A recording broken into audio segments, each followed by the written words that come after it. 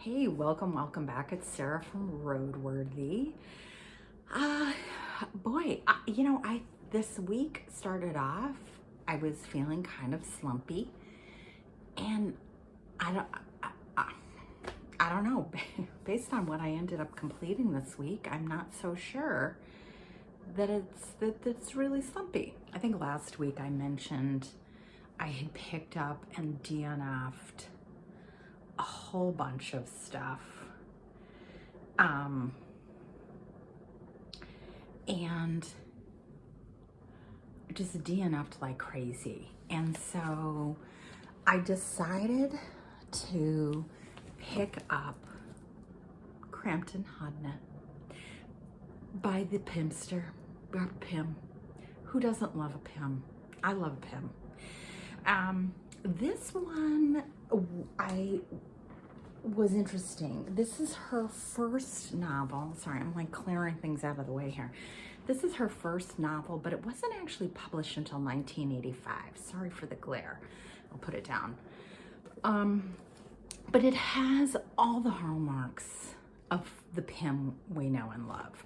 There's the wit, there's, the downtrodden spinster, there's the curate vicar, there's, the fuss budgety older woman, there's the church bazaar, jumble sale, all of those things that I expect to see in a Pym novel is here. I think what's interesting is this book, I always think of her books as having, yes, humor, but there's always a touch of melancholy. And this one, I feel like has more humor and less melancholy than later books. So this one has Miss Doggett and Miss Morrow. Miss Morrow is the paid companion of Miss Doggett. Miss Doggett is your, older, fuss budget, know-it-all, self-important, busybody. And then Miss Morrow, she's clearly the sharpest person in the room. What's interesting is you would expect her to sort of be disgruntled, but she's not. She's sort of content with her lot in life, realizing that working for Miss Doggett isn't really that hard. And that of the possible options she has, she feels like this is the one best suited to her. And actually, the unhappy, disgruntled one in the book is Mr. Latimer, who is the curate who comes to the village, and he lives with Miss Doggett. She is housing him. And he and Miss Morrow become friends, and he's the one who sort of is having a crisis of conscience. You also have a side story with, this takes place in North Oxford, so there's a bit of an academia novel here, where you have, a affair, but not an affair, between an older, professor at Oxford and his young female student. That's kind of funny too. As in all Pym novels, I feel like there's subtle commentary on class, gender, and sort of the narrow confines of expectations for women, or I should say the confined expectations for both men and women, really. So, classic Pym, loved it. And I was a little bit picking things up and putting them down. And I decided to go for some nonfiction on audio. And I listened to Julie Klam's book, The Legendary Miss Morrow Sisters. Excuse me, the almost legendary Miss Morrow Sisters. A true story of family fiction. This was like perfect. It was light, a lot of humor and warmth in it. But really what this is about is Julie Klam all her life has heard these tales about the Morris sisters in her family. They were her grandmother's cousins. So the author's first cousin once removed. And these wacky tales about the Morris sisters. So one of them was she had an affair with J.P. Morgan. She advised FDR she was a commodities trader, so she was advising FDR on, pork bellies. Their mother died giving birth. Their father skipped town to go to Hollywood. They never married. They all lived together. One of them wrote a screenplay that got stolen and was actually made into a movie. Just all these kind of wacky stories. And so Julie decides to investigate, thinking she's going to write this amazing biography about these sisters. And she ends up, again, wanting to find proof that these stories are true. And of course, she doesn't. She travels to the Hamptons, where the Morris sisters lived at the end of their lives. She goes to the FDR library. She goes to St. Louis, where their mother died and their father skipped town. She goes to Romania, where they emigrated from. She's getting birth certificates, death certificates, doing the thing.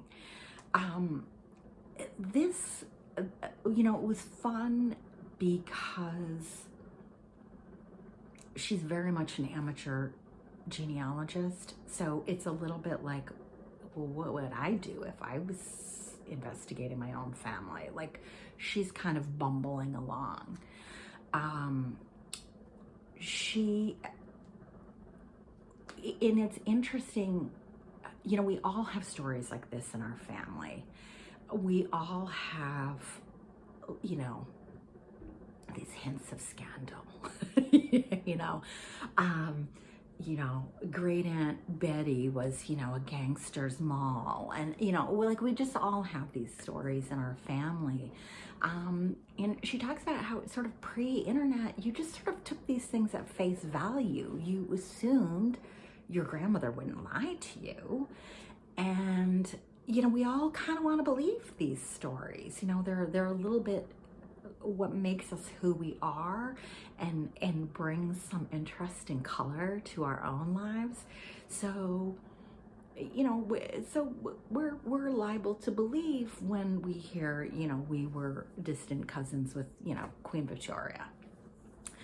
And so, the book, of course, goes through what was a flat out lie, what was maybe like a reinterpretation or a misunderstanding of the truth, kind of like the game of telephone. You can imagine one relative telling the story to another relative who then when they go to recount it can't quite remember the details. And so they make the details that kind of make sense to them. And that's what gets passed on. So definitely some of that happens. And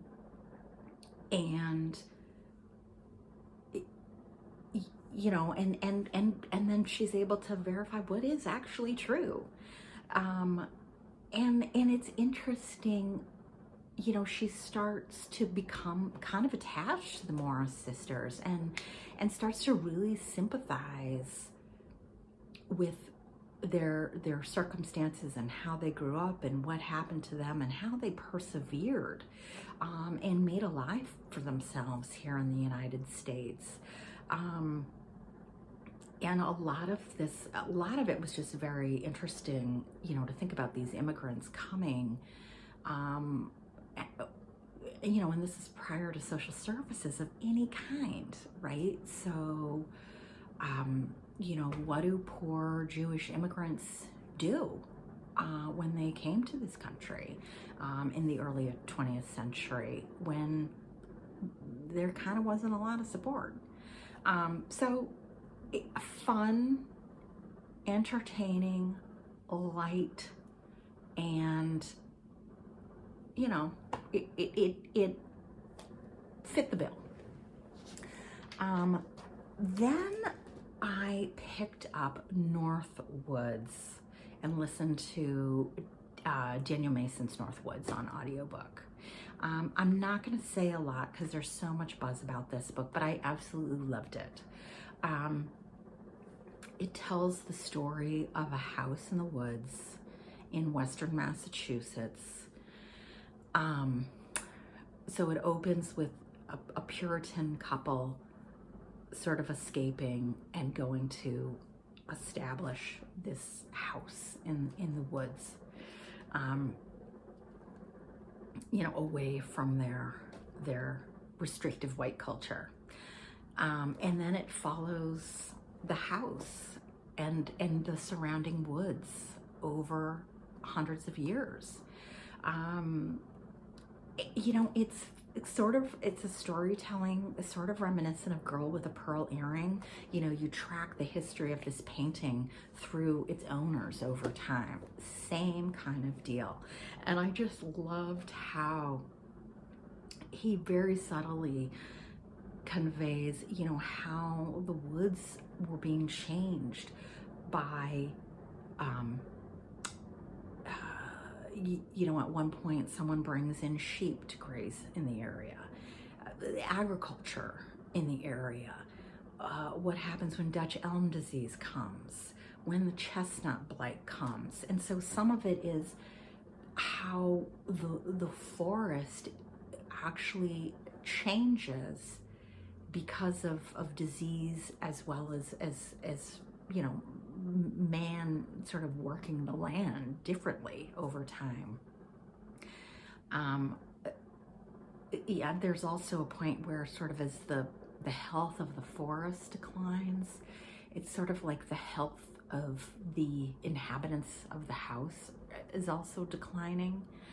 But it's also, you know, the house goes into disrepair. The house suddenly becomes a swanky hunting retreat during the Gilded Age. And then, you know, you've got the collapse of,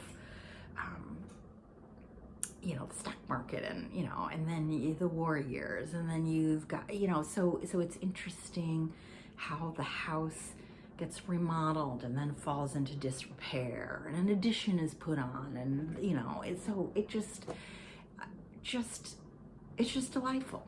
Lovely, delightful, super duper enjoyed it. Glad I picked it up. Loved it. Then I listened to, you're hearing a theme, a lot of audiobooks. Although I have this very short novella in hand, I actually saw it was available as an audiobook, so I listened to it. So this is Denise Mina's Rizzio. Super slim novella. This recounts in 1566, David Rizzio.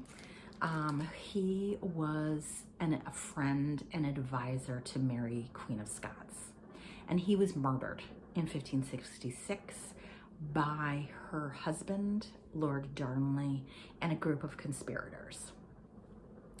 This very slim book is the actual, like, that event, like him getting killed and the immediate aftermath.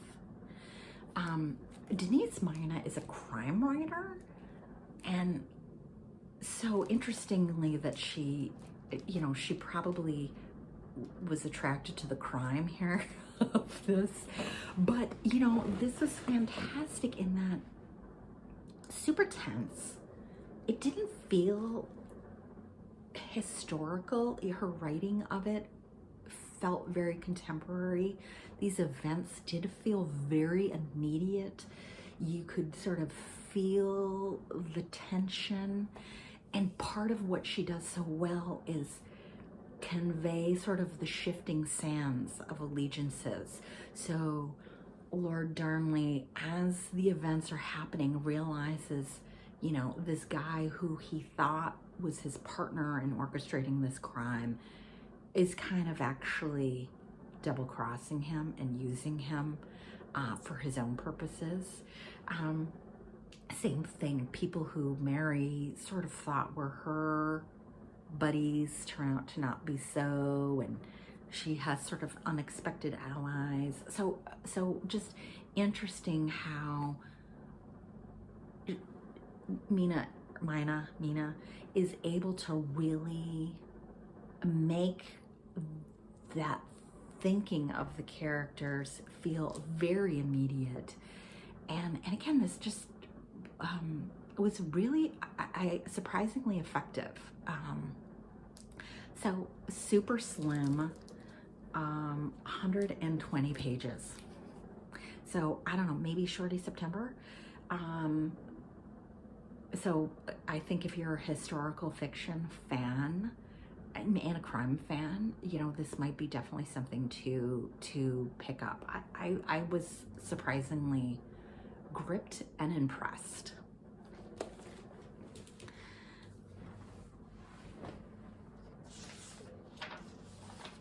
And the last thing that I spontaneously picked up was A Mind Spread Out on the Ground by Alicia Elliot. She is this is a collection of personal essays. Elliot has a white mother and a Mohawk father, and spends time living in the United States, but also on the reservation up in Brantford, Ontario. So Elliot has definitely an interesting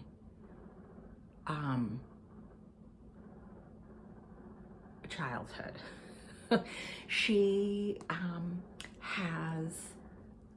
she has that mixed ancestry. So, you know, she has an essay that on being what she calls half-breed, and including a discussion of passing, because she looks very white, and how uncomfortable it could be in both the white setting as well as when she's on the Mohawk reservation, with, you know, with her family, and again presenting as very white.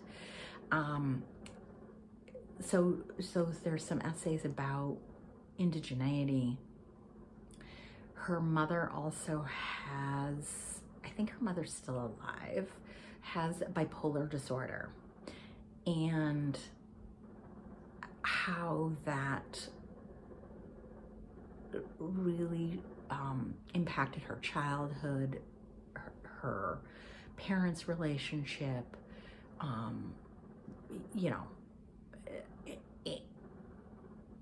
and to me, and then her husband has depression, she also has depression. So for me personally, I found her essays on mental illness actually the most effective in this book. And again, I think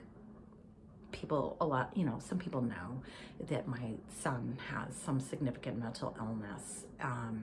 And so, you know, again, it's hard to tell if those were really the best essays or if those were the ones that resonated with me the most because of my personal situation. She also talks about being very poor, you know, education challenges there as being pulled out of an indigenous school, sent to regular school, sent to Catholic school because her mother was incredibly devout Catholic. Just all kinds of interesting challenges. And then she also became a mother as a teenager. So lots of different things to write about, both as unique topics, but also the intersection of some of those identities. So this was a little uneven for me. Again, I thought some essays were definitely stronger than others, which I imagine you'd expect, right? I felt like her way to wrap up some of these essays was a little clunky and awkward. I almost felt like she didn't know how to end them. And so it just was like, boo, you know, here it's ending. Glad I picked it up. So those are sort of all the things that I picked up and finished. Not bad for someone who was theoretically very slumpy. My audiobook, you know, marathon is continuing because I have a lot of holiday knitting to do, and so I gotta, you know, I gotta plow through that, and so I'm listening to a lot of audiobooks. Hopefully that'll finish this week and I can sort of get back to like reading and hopefully like the stress of all that will go away, and so I'll feel more relaxed and actually capable of focusing on a page. I think that's where my slumpiness feeling is coming from. Anyway, hope you all are well. Hope you all are reading some good things. Hopefully the excitement of the holidays is what you're feeling, not the stress and anxiety of the holidays. See ya.